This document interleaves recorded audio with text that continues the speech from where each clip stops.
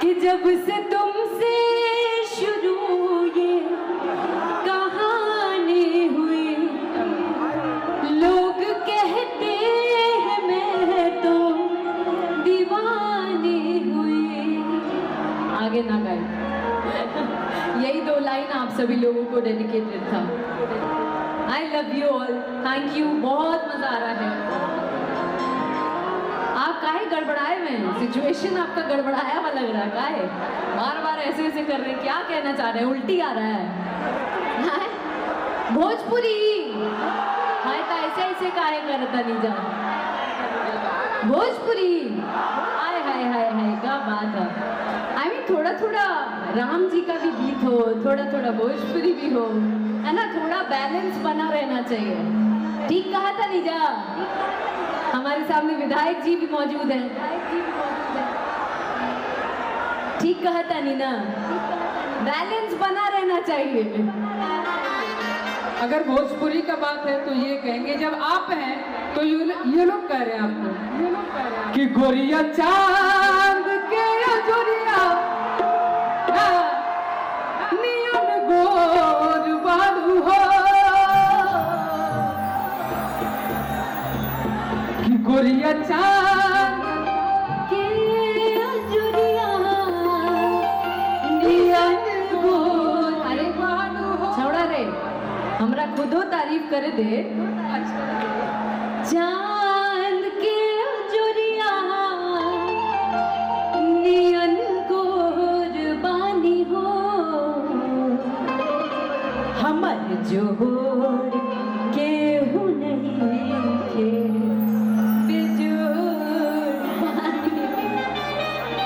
इसीलिए दूर आई नहीं में कौन ये लोग कह रहे हैं जब यहाँ पे आए हैं तब जी कि यह गली तुहरे खातिर तयाइले हम,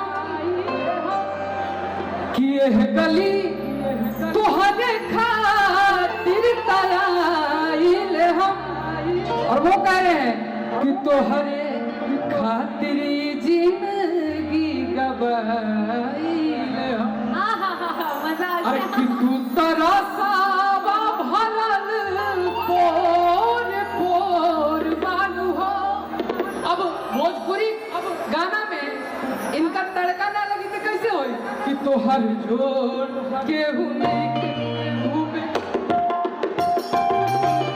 जोड़ के हुनई देव जोड़ बारू हो, जोड़ के हुनई देव जोड़ बारू हो। गोरिया चांद के गोरिया मिलन गोर बानू हो, गोरिया चांद के गोरिया मिलन गोर बारू हो, गोरिया चांद के गोरिया मिलन गोर बानू हो। जोड़ के हुनई देव जोड़ बारू हो, जोड़ के हुनई देव जोड़ बारू हो।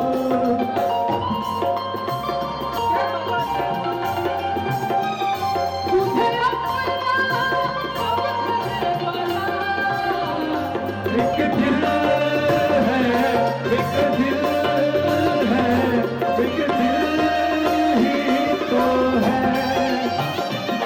एक दिल है, मेरा दिल है, एक दिल ही तो है।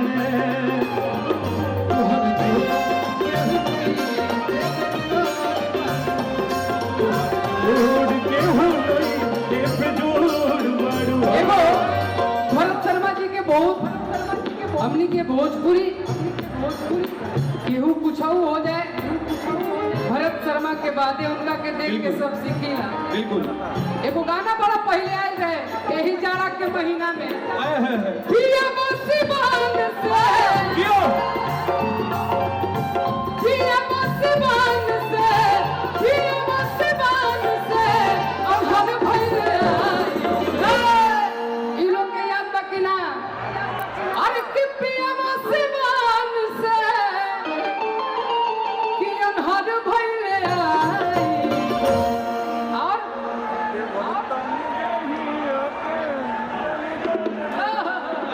अरे कि तो पिया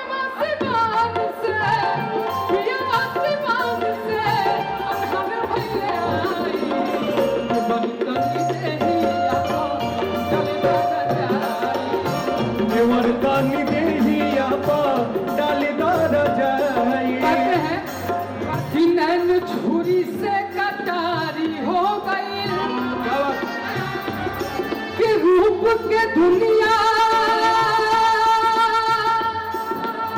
की पुजारी हो गई। केहू नजरिया में आके जब बस जाला तो बुझिया कि प्रेम के बीमारी हो गई। बदतमी नहीं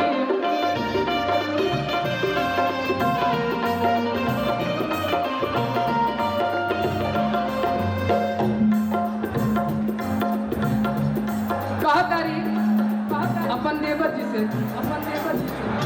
काल हुए से सकरी बदनिया पिरात बा।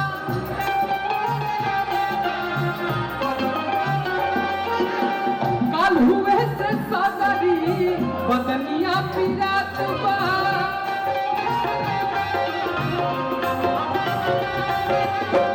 उठे लाता डांस रही सनी को धीरात बा।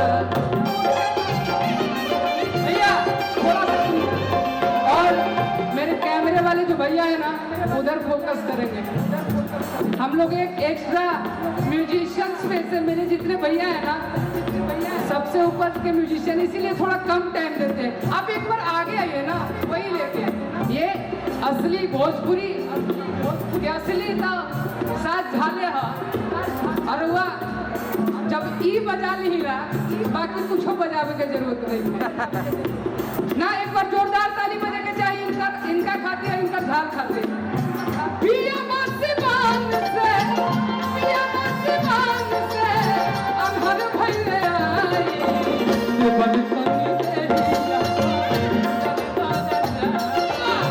देवतानी देहिया पर डालीदार जाई। कल हुए से सवारी बदनिया पिरात बा।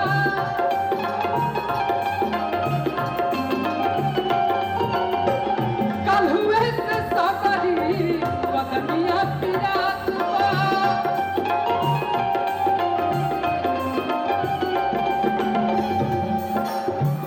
रही रही उठे नहीं तनिको धीरत बा।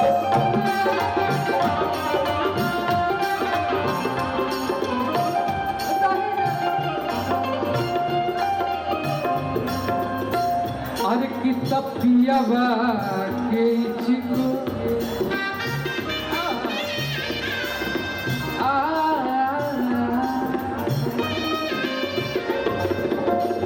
पियावा के चिको ना तनिको बुझाई। अरे कि तदेवर तनि दे